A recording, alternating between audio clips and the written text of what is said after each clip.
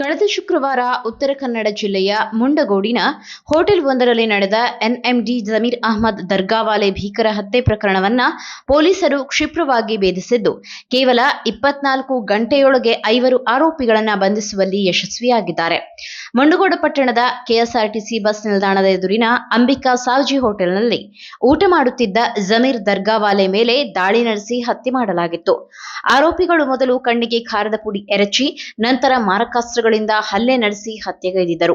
ಘಟನೆ ನಂತರ ತಕ್ಷಣ ಅಲರ್ಟ್ ಆದ ಪೊಲೀಸರು 3 ವಿಶೇಷ ತಂಡಗಳನ್ನ ರಚಿಸಿ ಆರೋಪಿಗಳಿಗಾಗಿ ವ್ಯಾಪಕ ಶೋಧ ಕಾರ್ಯಾಚರಣೆ ಕೈಗೊಂಡಿದ್ದರು. ತನಿಖೆ ವೇಳೆ ಪ್ರಮುಖ ಸುಳಿವುಗಳನ್ನು ಆಧರಿಸಿ ಬೆಂಗಳೂರು ಗ್ರಾಮಾಂತರ ಜಿಲ್ಲೆಯ ನೆಲಮಂಗಲದ ಬಳಿ ಕಾರಿನಲ್ಲಿ ಪರಾರಿಯಾಗುತ್ತಿದ್ದ 5ರನ್ನು ಪೊಲೀಸರು ಬಂಧಿಸಿದ್ದಾರೆ. ಬಂಧಿತರಿಂದ 2 ಬೈಕ್ಗಳು, 1 ಕಾರು, 2 ಕಂಟ್ರಿ ಮೇಡ್ ಪಿಸ್ತೂಲ್ ಹಾಗೂ 6 ಸಜೀವ ಗುಂಡುಗಳನ್ನು ವಶಪಡಿಸಿಕೊಳ್ಳಲಾಗಿದೆ.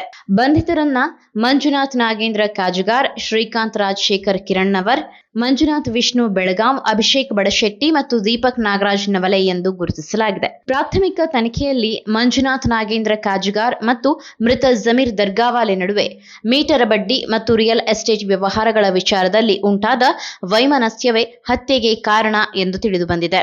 ಇದೇ ದ್ವೇಷದಿಂದ ಇತರ ಆರೋಪಿಗಳಿಗೆ ಸುಪಾರಿ ನೀಡಿ ಸಂಚು ರೂಪಿಸಿ ಕೊಲೆ ಮಾಡಲಾಗಿದೆ ಎಂದು ಪೊಲೀಸರು ತಿಳಿಸಿದ್ದಾರೆ.